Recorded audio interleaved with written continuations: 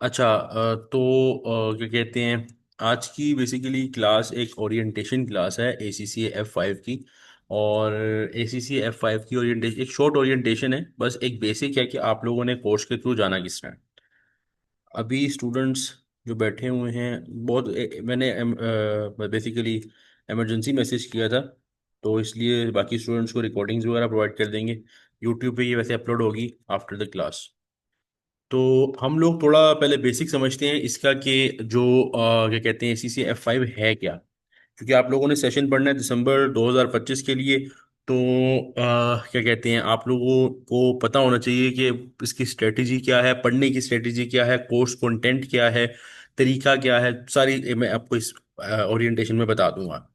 सबसे पहले तो समझते हैं कि ये जो F5 कोर्स बजाते खुद है, ये MA1 MA2 और F2 का एडवांस है। अगर कोई स्टूडेंट AFD के रूट से आया तो ऑब्वियसली उसने मैनेजमेंट अकाउंटिंग के 3 पेपर्स पढ़े होते हैं, MA1 MA2 और FMA। और जो डायरेक्ट आया है ACCA में उसने FMA पढ़ा होता है। तो ये उसी का एडवांस है F5, जिसका नाम परफॉर्मेंस मैनेजमेंट PM बोला जाता है इसको। परफॉर्मेंस मैनेजमेंट यहाँ में लिखा हुआ रिलेटेड टू मैनेजमेंट अकाउंटिंग है, यानी इसमें फाइनेंशियल अकाउंटिंग रिपोर्ट्स इस तरह का कोई गेम नहीं है। इसमें सिर्फ सिर्फ मैनेजमेंट अकाउंटिंग रिलेटेड बातें होंगी, कोस्टिंग पे बात होगी, डिसीजन मेकिंग, परफॉर्मेंस मेजरमेंट, इस रिलेटेड सिनेरियो। कोर्स की अगर एक बात करें तो कोर्स एक्चुअली 4 मेन पोर्शंस में डिवाइडेड है। 4 मेन पोर्शंस में डिवाइडेड है, जिसमें पहला पोर्शन कोस्टिंग, दूसरा डिसीजन मेकिंग, तीसरा बजटिंग एंड वेरिएंस, चौथा परफॉर्मेंस मेजरमेंट। ये 4 मेन है, और एक पांचवा है जो कि बेसिकली एक IT रिलेटेड टॉपिक्स और जनरल कुछ टॉपिक्स हैं, जनरल डाटा एंड इंफॉर्मेशन, और वो बेसिकली एंड पे हम कोर्स में कवर करते हैं। तो ये 4 मेजर टॉपिक्स जो हैं, ये हमारा मेन गोल है। ऑब्वियसली ये भी है, इसमें से भी एग्जाम आता है, टेस्टिंग होती है। 4 पोर्शंस में बेसिकली बता रहा हूँ जो exclusively exclusively related to management accounting है, वो ये है। और IT एक हट के बेसिकली उसके साथ मर्ज होके जिस तरह भी एप्लीकेबल है वो भी इसमें शामिल है, वो भी हम चैप्टर्स वगैरह में देखेंगे। तो बात अगर करें तो हमारी जो टेस्टिंग है, मैं आगे चलता हूँ प्लान की तरफ, लेकिन उससे पहले टेस्टिंग को समझते हैं। जो पहला पार्ट है कैप्लन में जो पहला पार्ट है कैप्लन में कोस्टिंग या कोई भी, क्योंकि मैं कैप्लन को फॉलो करता हूँ इसलिए मैं कैप्लन के रूट से बता रहा हूँ।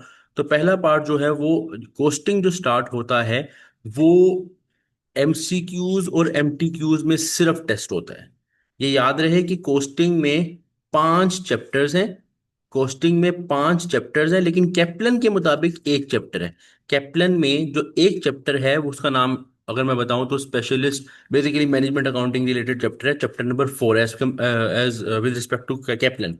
तो कैप्लन का चैप्टर 4 एक चैप्टर है जिसके अंदर 5 चैप्टर्स हैं जो कोस्टिंग में हैं। अगर आप BPP ओपन करें अलहदा शो होंगे, स्टडी हब पे अलहदा शो होंगे। बेसिकली ये कैप्लन में एक है। हम कैप्टन को फॉलो करें तो एक चैप्टर बोलता तो हूँ, लेकिन आपके जो लेक्चर्स आपके पास अवेलेबल होंगे पोर्टल पर, वहां पे अलहदा अलहदा ही मैंने उसको कैटेगराइज किया हुआ है। इसमें से जो टेस्टिंग होनी है वो सिर्फ MCQs और MTQs की होनी है, इसीलिए आप लेक्चर्स में भी इसमें कोई लॉन्ग क्वेश्चन नहीं देखोगे। अगर किसी का पहला पेपर है ये ACCA का आफ्टर AFD, तो मैं बता दूं कि 3 किस्म की टेस्टिंग होती है, एक MCQs, एक MTQs और एक CR। MCQs हमें बेसिक में पता है, MTQs हमें बेसिक में F2 में पता होता है कि एक केस होगा, ज्यादा सारी रिक्वायरमेंट्स। और CR बेसिकली होते हैं लॉन्ग क्वेश्चन जिसमें कैलकुलेशन और थ्योरेटिकल आ सकते हैं। तो कोस्टिंग में से हमें CR नहीं आना है, इसीलिए प्रैक्टिस में भी शामिल नहीं है। हाँ, MCQs और MTQs जो है वो आपकी प्रैक्टिस में है और जो आपको करने भी हैं। उसके बाद आता है decision making, budgeting and variances, performance measurement. इन तीनों में से MCQs MTQs और CR तीनों आ सकते हैं, यानी कि MCQs में भी टेस्ट होगा, MTQs में भी, और लॉन्ग क्वेश्चन, यानी कि मेनली लॉन्ग क्वेश्चन के ये 3 पोर्शन है। डिसीजन मेकिंग, जो कि अगर मैं बताऊं तो पूरे F5 में सबसे बड़ा पार्ट, सबसे ज्यादा चैप्टर जिसके हैं वो डिसीजन मेकिंग है। उसके बाद बजटिंग एंड वेरिएंसेस और परफॉर्मेंस मेजरमेंट, इनमें से MCQs MTQs और CR आ सकते हैं। यानी समझना ये कि पूरे पेपर में, पूरे एग्जाम में जो CR है वो सिर्फ इन 3 पोर्शन से आना है, बाकी MCQs और MTQs टेस्ट होने हैं। और IT रिलेटेड और जनरल में से वो नॉर्मली MCQs MTQs में पूछता है। CR में अगर पूछेगा भी तो पूरा क्वेश्चन IT का नहीं देगा, तो 2-3 नंबर की रिक्वायरमेंट दे देगा, वो MCQs के मुकाबले की होती है, मतलब कि सिंपल पूछ लेगा, एडवांटेजेस डिसएडवांटेजेस उसके बारे में जिक्र करना होगा। यहाँ तक कोई क्वेश्चन है तो पूछ लो, यहाँ तक आगे मैं बताता हूँ प्लान वगैरह, यहाँ तक जो मैंने बताया उसमें कोई इशू है तो पूछ लो। अगर क्लियर है तो एक बार तो यस लिख दो। सब एक मरतबा यस लिख दो अगर क्लियर है।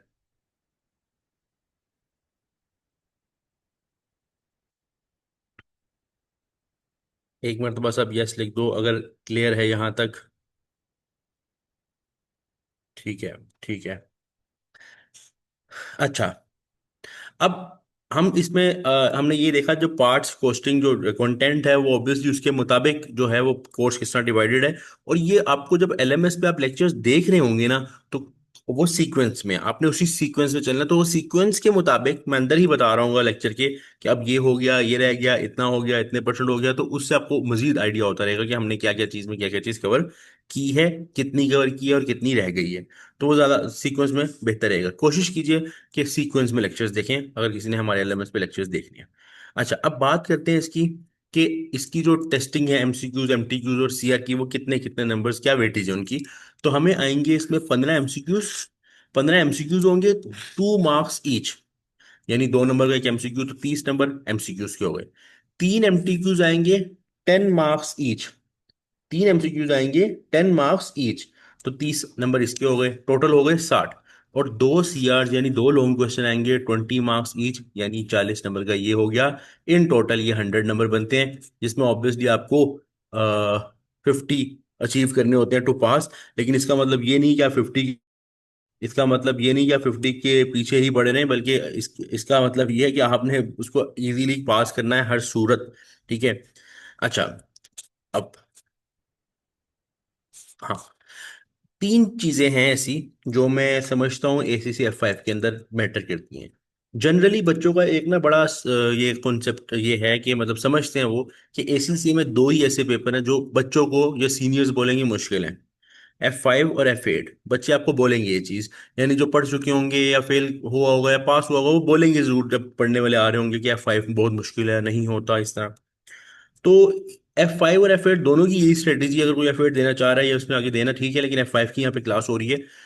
3 चीजें ख्याल रखो, ये मेरी गारंटी है कि अगर 3 चीजों का ख्याल है आप पेपर फेल नहीं करोगे। पहली चीज तो एक बहुत बेसिक चीज है कि जो लेक्चर्स हैं उसको रेगुलरली कंसिस्टेंटली लेना है। यानी एक दिन से दूसरा दिन कनेक्टेड होना चाहिए, एक से दूसरा, दूसरे से तीसरा, तीसरे से चौथा। जिधर तुम्हारा ब्रेक आया, तुम मैं गारंटी कहता हूँ वापस उस ब्रेक के बाद वापस कंटिन्यू करना बहुत मुश्किल हो जाता है, क्योंकि अपने पास सिर्फ देखा जाए तो 2 महीने होते हैं। अगर मैं बताऊं तो सिर्फ 2 महीने, और कोर्स होता है एक अच्छा वॉल्यूम ऑफ कोर्स होता है, तो उसको कवर अप करने के लिए आपको कुछ कंसिस्टेंट रहना पड़ता है। आप डेली 2 घंटे पढ़ रहे हो, 3 पढ़ रहे हो, 4 पढ़ रहे हो, ये मैटर नहीं करता। कम पढ़ो ज्यादा पढ़ो, लेकिन पढ़ना डेली है। ठीक है।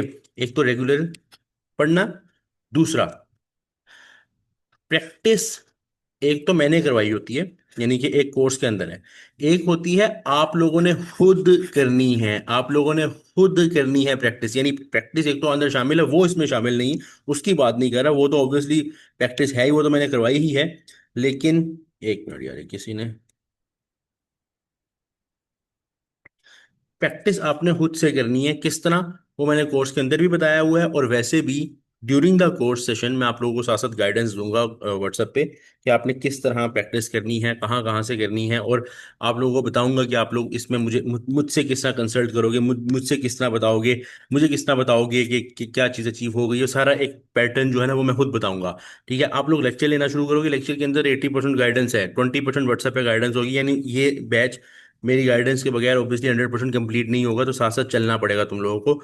ठीक है। ऑब्वियसली तुम लोग एनरोल भी हो मेरे पास, तो क्या कहते हैं उस सिनेरियो में तो कंफर्म तुम लोगों को मुझसे पूछना ही है। ठीक है। अच्छा, एक चीज़ जो मेन है इस F5 में, वो एक पोर्शन इसमें आता है।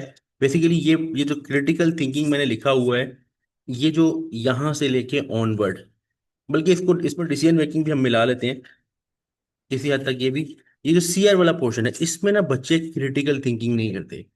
देखिए, F7 हो गया, F6 हो गया, F9 एग्जाम, ये पेपर जैसे हैं। मैं इसमें आपको 50 50 क्वेश्चन दूंगा पर पेपर, प्रैक्टिस करो, लॉजिक के साथ पास कर लोगे, गारंटी है। क्योंकि इसमें जो चीज़ एक दफ़ा पढ़ ली, पेपर में डिटो उसी तरह आनी है, क्योंकि स्टैंडर्ड्स हैं, सीधी बातें हैं, सीधा जाके लिखना है। लेकिन F5 और F8 में क्या सिनेरियो है कि F5 और F8 में आप 100 केसेस करके जाओगे, तो आपको पेपर में 101वां केस आया होगा।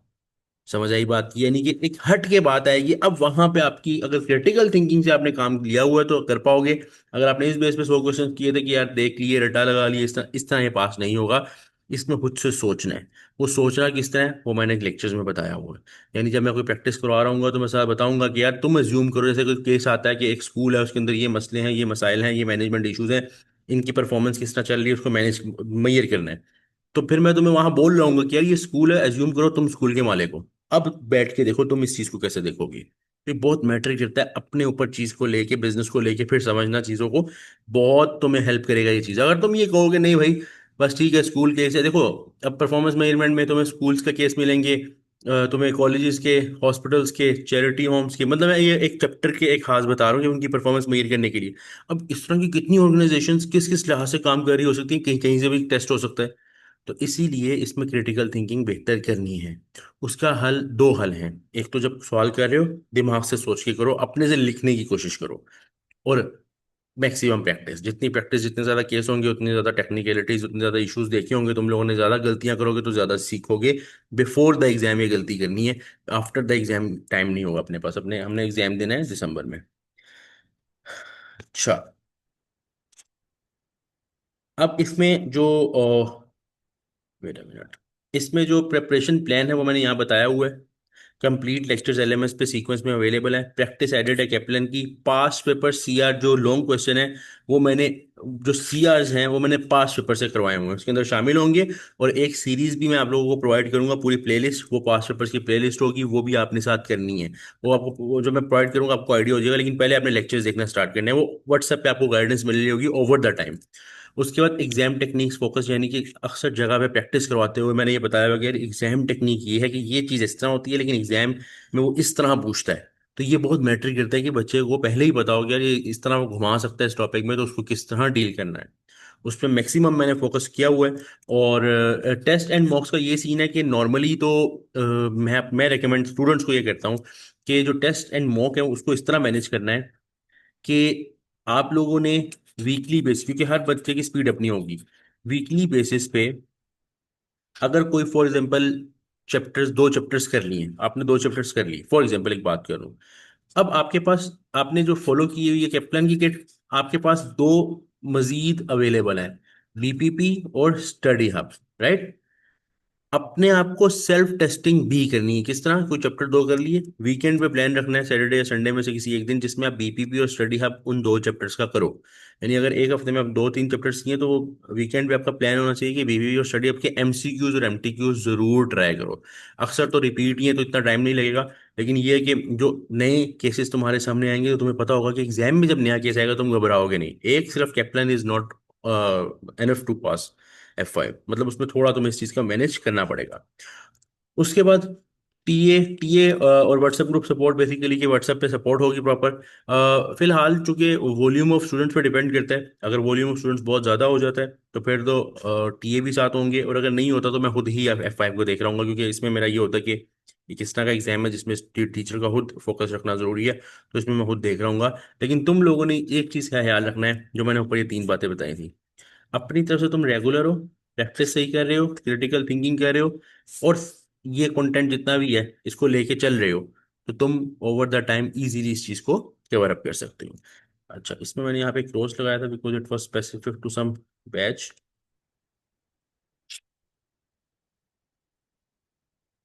हाँ, ये चीज बतानी है तुम लोगों को। अब तुम लोगों ने एक चीज का ख्याल क्या करना है, जब तुम लोगों ने कोर्स की स्पीड को एक अच्छे तरीके से लेके चलना है, कोशिश करनी है कि तुम्हारा कोर्स 25 दिन पहले खत्म हो चुका हो। यानी कि अगर पेपर तुम्हारा दिसंबर के फर्स्ट वीक में है तो तुम्हारा 5 नवंबर को कोर्स खत्म हो चुका हो, इंक्लूडिंग द नॉर्मल प्रैक्टिस जो कि वो शामिल होगी कैप्लन के अंदर, और साथ साथ तुम कर रहे होगे वीकली बेसिस पे। कोशिश पूरी करनी है ये। मैं इसमें लचक दे देता होता हूँ, मैं बोलता हूँ ठीक है 10 नवंबर तक भी चला जाए, लेकिन उसको जब 5 सोचोगे ना तो 10 तक जाएगा। और ये बात मैं बता दूं अभी से, प्लानिंग के बगैर F5 पास नहीं होगा। तुम कहो कि आखिरी महीने में जाके पढ़ लूंगा, आखिरी 25 दिन में जाके पढ़ लूंगा, ये पास नहीं होगा। मैं तुम्हें गारंटी कह रहा हूँ ये पास नहीं होगा उस तरह। पास होगा, इसको थोड़ा थोड़ा करके समझना पड़ेगा, क्योंकि ये एब्जॉर्ब करने में टाइम लगता है F5 को। मैं मुश्किल नहीं कह रहा इसको, ना ये मुश्किल है, बच्चे मुश्किल इस तरह बनाते हैं कि 25 दिन लास्ट में के लिए उसको रखते हैं, जबकि ये पेपर थोड़ा रिक्वायर करता है ज़्यादा टाइम। अच्छा, तो हम बात कर रहे थे कि लास्ट 30 डेज, बेसिकली जब एंडिंग वाले डेज, लास्ट 20 डेज या 30 डेज जितने भी रह जाएंगे, अब वो तुम्हारे लिए उन उनमें क्या चीज़ शामिल होगी। एक तो चूंकि तुम्हारा कोर्स एंडिंग पे होगा तो रिवीजन डेज होंगे, एक तो तुम्हारे कि तुम रिवीजन कर रहे होगे, प्रैक्टिस उसमें शामिल होगी, उसमें इश्यूज वगैरह शामिल होंगे। एग्जाम टेक्निक्स फोकस करना है किस तरह। एग्जाम टेक्निक्स फोकस इस तरह करना है कि तुम लोगों को मैं F5 के एंड पे कुछ एग्जाम के इश्यूज होते हैं जो ACCA का एग्जामिनर खुद बताता है कि F5 के बच्चे कहाँ कहाँ गलती करते हैं, किन किन टॉपिक में कैसी गलतियां करते हैं। वो एग्जाम टेक्निक्स तुम्हें मैं PDF सेंड करूंगा, वो तुम लोगों ने पढ़ना है, साथ साथ देखना है कि कहाँ कहाँ इश्यूज होते हैं। फिर लाइव क्लासेस। अच्छा, एक तो मैं अरेंज करूंगा वीकेंड की क्लासेस, यानी वीकेंड पे सैटरडे या संडे में से एक दिन मैं आया करूंगा लाइव क्लास में। ठीक है, उसमें तुम लोगों ने वीकली तुम्हारी कोई भी क्वेरी है, कोई इश्यूज हैं, या अगर कोई एक्स्ट्रा कोई क्वेश्चन मैंने करवाना है अपनी साइड से पास पेपर का, तो वो होगा। और मैं तुम लोगों को पहले ही स्केड्यूल प्रोवाइड कर दूंगा कि वीक के स्टार्ट पे कि इस वीकेंड पे हमने ये पढ़ना है, ये करना है।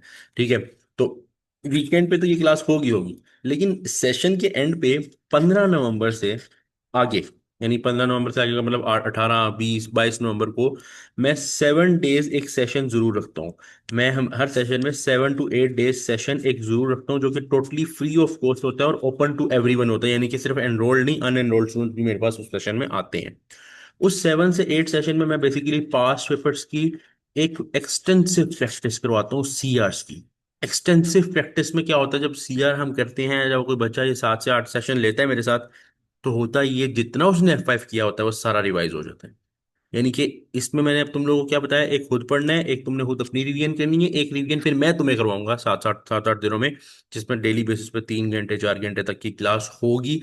वो तुम्हें ज़रूर लेनी है क्लास, क्योंकि उससे स्टूडेंट्स, मेरे प्रीवियस बैचेस स्टूडेंट्स को बहुत फ़ायदा हुआ एग्जाम में उस सेशन की वजह से।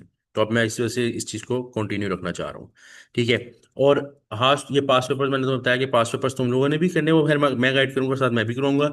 और जो तुम्हारी वीकनेसेस हैं, किसी की वीकनेस ये होगी उसे टाइम मैनेज नहीं होगा, किसी की वीकनेस ये होगी उसे एमसीक्यूज सीआर हो जाएंगे, एमसीक्यूज नहीं होते होंगे, किसी की वीकनेस ये होगी उसे एमसीक्यूज होते होंगे, सीआर नहीं होते होंगे। जो तुम्हारी रेलिवेंट वीकनेस है उस पर काम करना है, उस पर काम करना है तुमने साथ साथ। इतना बोझ समझने की जरूरत नहीं है। बस इसका सारे ओरिएंटेशन का एक खुलासा बताऊं, रेगुलर रह के जो जो इंस्ट्रक्शन मिल रही हैं उसमें फॉलो करो और प्रैक्टिस अच्छे से करो, पेपर पास है तुम्हारा। जो गाइडेंस मैं इंस्ट्रक्शंस दूंगा व्हाट्सएप पे उसके मुताबिक चलो, पेपर पास है। इतना कर लोगे निकल जाएगा। क्योंकि बहुत मैंने स्टूडेंट्स देखे हैं जो नहीं करते और अनफॉर्चुनेटली फेल होते हैं, और फिर ये एक पेपर फेल होने की डीमोटिवेशन तो तुम लोग जानते हो कि फिर वो क्या दोबारा बंदा पेपर पढ़े और सारे मामला देखे। सो डे 1 इज टुडे, बल्कि नाउ, अभी से स्टार्ट करो, आज से स्टार्ट करो, और इसको पॉसिबल करोगे ये 5 नवंबर तक तुम्हारा कोर्स 100% कंप्लीट हो। यहाँ तक किसी का कोई क्वेश्चन है तो पूछ लो, कोई क्वेश्चन है तो पूछ लो।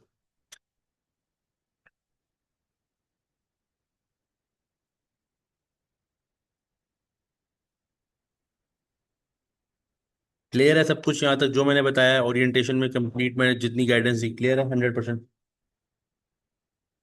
कोई क्वेश्चन है तो पूछ लो, कोई F5 रिलेटेड क्वेश्चन है, कोई कंटेंट रिलेटेड कुछ भी, कोई भी इशू है तो पूछ लो।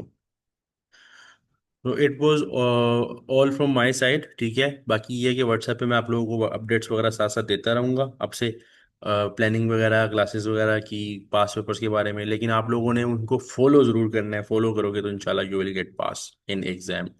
बाकी ये है कि मेहनत अच्छे से करो, रेगुलर रहो। ठीक है, यहाँ पे मैं सेशन एंड कर रहा हूँ। किसी को क्वेश्चन हो आफ्टर द क्लास वो मुझे व्हाट्सएप पे मैसेज कर ले, व्हाट्सएप नंबर 9230443250 ये व्हाट्सएप नंबर है। ठीक है, personal, they can contact me directly, they can contact me directly. ठीक है। स्टडी हब पर F5 का डाटा नहीं मिल रहा आपको? F5 का मैं उसकी एक ना वो वीडियो स्क्रीनशॉट बना के, बेसिकली स्टडी हब ओपन करके ACC F5 परफॉर्मेंस मैनेजमेंट के नाम से आपको शो नहीं हो रहा, ऐसा कैसे हो सकता है? आपका AFD क्लियर है? AFD क्लियर है आपका? अच्छा, तो आप मुझे इस तरह करो, आप स्टडी अब ओपन करके जहाँ सारे सब्जेक्ट्स लिखे होते हैं, जरा मुझे उसकी स्क्रीनशॉट सेंड करो मुझे मोबाइल पे, मैं आगे गाइड कर देता हूँ। ठीक है।